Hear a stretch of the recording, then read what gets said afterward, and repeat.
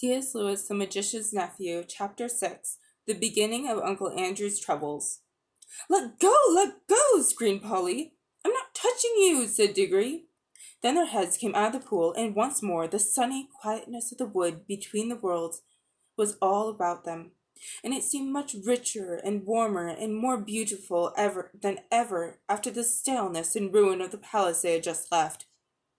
I think that if they had been given the chance, they would again have forgotten who they were and where they came from, and would have lain down and enjoyed themselves, half asleep, listening to the growing of the trees. But this time there was something that kept them as wide awake as possible, for as soon as they had got out to the grass, they found that they were not alone. The queen, or the witch, whichever you like to call her, had come with them, holding on fast by Polly's hair. That is why Polly had been shouting out, "Let go!" This proved, by the way, another thing that the rings to which Uncle Andrew hadn't told Diggory, because he didn't know it himself. In order to jump from world to world by using one of the rings, you don't need to be wearing or touching it yourself. It is enough if you are touching someone who is touching it. In that way, they work like a magnet, and everyone knows that if you pick up a pin with a magnet, any other pins which is touching the first pin will come with it. Now that you saw her in the wood, Queen Jadis looked different.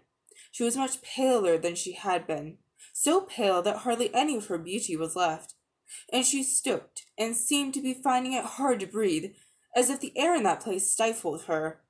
Neither of the children felt in the least afraid of her now. Let go of my hair, said Polly. What do you mean by it? Here, let go of her hair at once, said Diggory. They both turned and struggled with her. They were stronger than she, and in a few seconds they forced her to let it go. She reeled back, panting, and there was a look of terror in her eyes. Quick, Diggory, said Polly. Change rings and into the home pool. Help! Help! Mercy! Cried the witch in a faint voice, staggering after them. Take me with you. You cannot mean to leave me in this horrid place. It is killing me. It's a reason of state, said Polly spitefully. Like when you killed all those people in your own world. Do it quick, Diggory. They had put on their green rings, but Diggory said, Oh, bother, what are we to do? He couldn't help feeling a little sorry for the queen. Oh, don't be such an ass, said Polly. 10 to 1, she's only shaming. And come on! And then both children plunged into the home pool. It's a good thing we made that mark, thought Polly.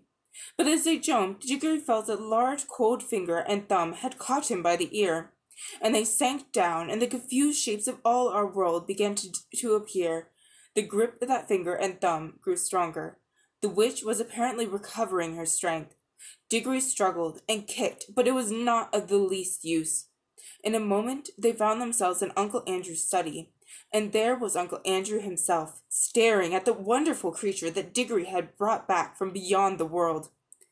And well he might stare. Diggory and Polly stared too. There was no doubt that the witch had got over her faintness, and now that one saw her in our own world, with ordinary things around her, she fairly took one's breath away. In Charn she had been alarming enough. In London she was terrifying. For one thing, they had not realized till now how very big she was. Hardly human was what Diggory thought when he looked at her, and he may have been right, for some say there is giantish blood in the royal family of Charn. But even her height was nothing compared to her beauty, her fierceness, and her wildness. She looked 10 times more alive than most of the people one meets in London. Uncle Andrew was bowing and rubbing his hands and looking, to tell the truth, extremely frightened. He seemed a little shrimp of a creature beside the witch.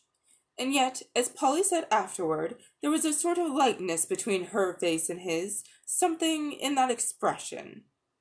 It was the look that all wicked magicians have, the mark which Jadis said she could not find in Diggory's face.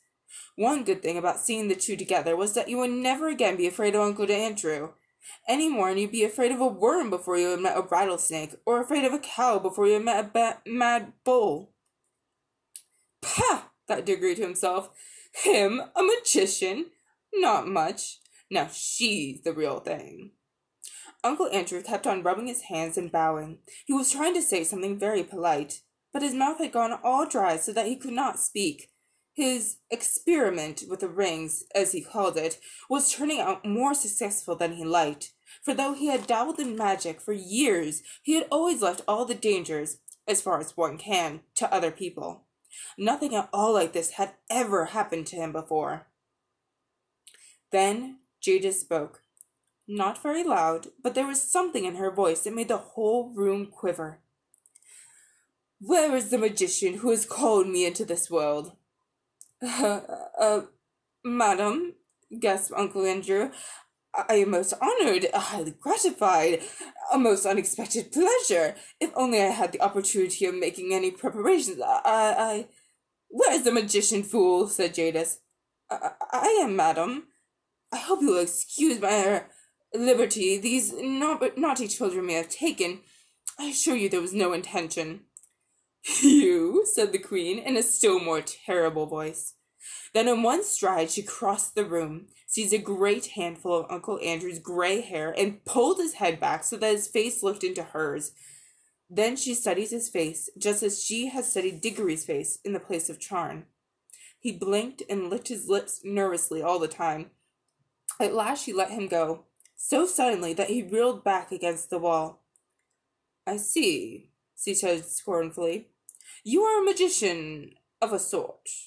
Stand up, dog, and don't sprawl there as if you were speaking to your equals.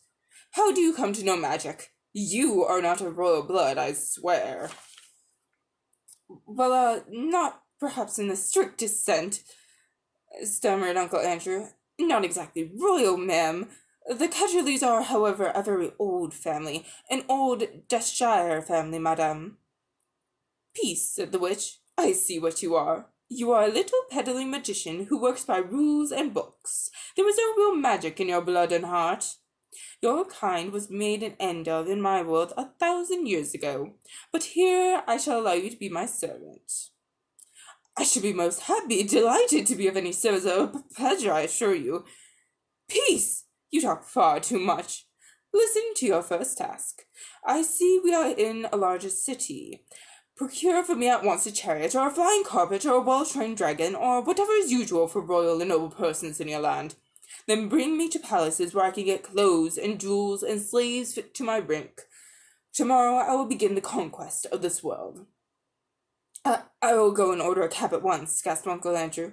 Stop, said the witch, just as he reached the door. Do not dream of treachery. My eyes can see through walls and into the minds of men. They will be on you wherever you go. At the first sign of disobedience, I will lay such spells on you that anything you sit down on will feel like red-hot iron, and whenever you lie in a bed, there will be an invisible blocks of ice at your feet.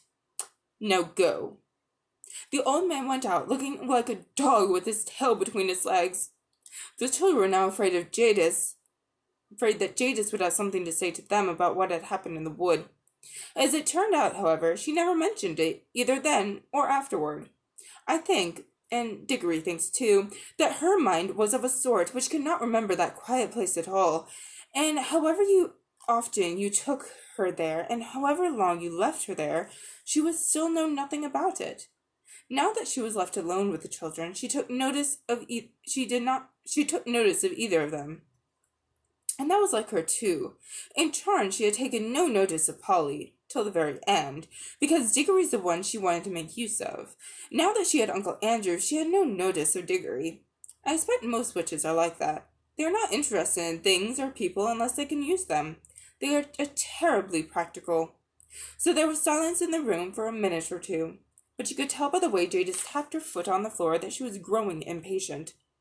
Presently she said, as if to herself, What is the old fool doing? I should have brought a whip.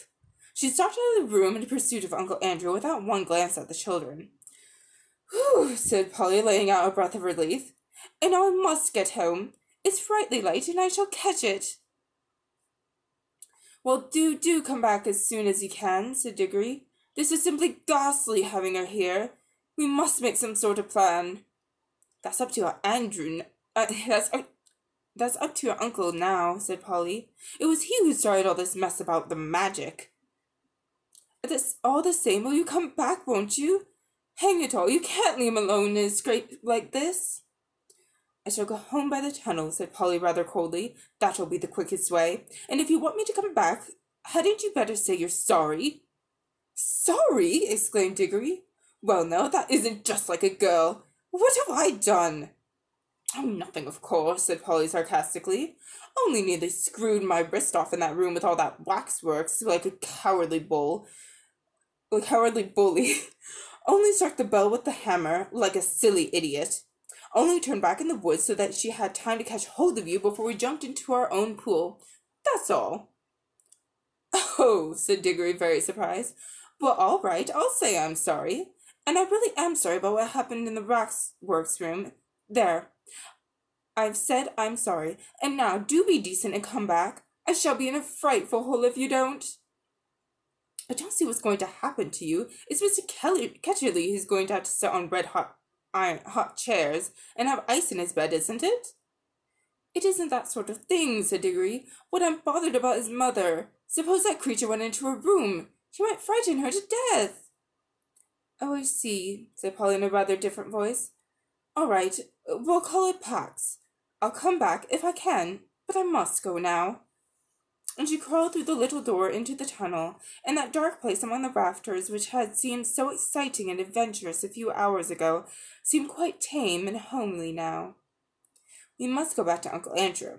His poor old heart went pit-a-pat as he staggered down the attic stairs, and he kept on dabbing at his forehead with a handkerchief.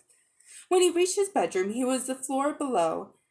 He locked himself in, and the very first thing he did was to grope in his wardrobe for a bottle and a wine-glass, which he always kept hidden there whenever Aunt Letty could not find them. He poured himself out a glass of some nasty grown-up drink, and drank it off in one gulp. Then he drew a deep breath. Upon my word, he said to himself, I'm dreadfully shaken, most upsetting, and at my time of life. He poured out a second glass and drank it too. Then he began to change his clothes. You have never seen such clothes, but I can remember them. He put on a very high, shiny, stiff collar, the sort that made you hold your chin up all the time.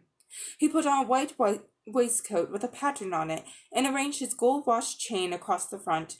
He put on his best frock coat, the one he kept for weddings and funerals. He got out his best tall hat and polished it up. There was a vase of flowers, put there by Aunt Letty, on the dressing table. He took one and put it in his buttonhole. He took a clean handkerchief, a lovely one such that you couldn't buy today, out of the little left-hand drawer and put a few drops of scent on it. He took his eyeglass with the thick black ribbon and screwed it into his eye. Then he looked at himself in the mirror. Children have one kind of silliness, as you know, and grown-ups have another kind. At this moment, Uncle Andrew was beginning to be silly in a very grown-up way. Now that the witch was no longer in the same room with him, he was quickly forgetting how she had frightened him, and thinking more and more of her wonderful beauty. He kept on saying to himself, a dead fine woman, sir, a dead fine woman, a superb creature. He had also somehow managed to forget that it was the children who had got a hold of this superb creature. He felt as if he himself, by his magic, had called her out of unknown worlds. Andrew, my boy, he said to himself as he looked into the glass, you're a devilishly well-preserved fellow for your age, a distinguished-looking man, sir. You see, the foolish old man was actually beginning to imagine the witch would fall in love with him. The 2 drinks probably had something to do with it, and so had his best clothes. But he was in any case as vain as a peacock. That was why he had become a magician. He unlocked the door, went downstairs, sent the housemaid to fetch the hansom. Everyone had lots of servants in those days, and looked into the drawing-room. There, as he expected, he found Aunt Letty. She was busily mending a mattress. It lay on the floor near the window, and she was kneeling on it. Letita, my dear, said Uncle Andrew, I have to go out. Just lend me £5 or so, there's a good Joe. Joe was the only way he pronounced girl.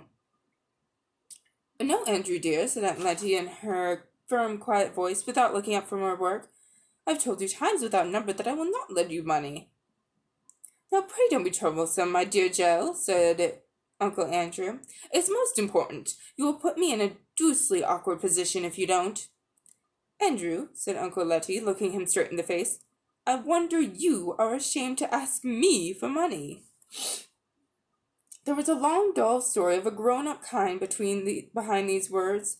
All you need to know about is that Uncle Andrew, what the manager, what with it managing dear Letty's business matters for her, and never doing any work, and running up large bills for brandy and cigars, which Aunt Letty had paid again and again, had made her a good deal poorer than she had been 30 years ago. "My dear Giles," said Uncle Andrew, "you don't understand. I shall have some quite unexpected expenses today. I have to do a little entertaining. Come now, don't be tiresome." "And who, pray, are you going to entertain, Andrew?" asked Uncle Letty. "A, a most distinguished visitor has just arrived." "Distinguished fiddlesticks," said Aunt Letty. "There hasn't been a ring at the door for the last hour." At that moment the door was suddenly flung open. Uncle Letty looked round and saw with amazement that an enormous woman, splendidly dressed, with bare arms and flashing eyes, stood in the doorway. It was the witch.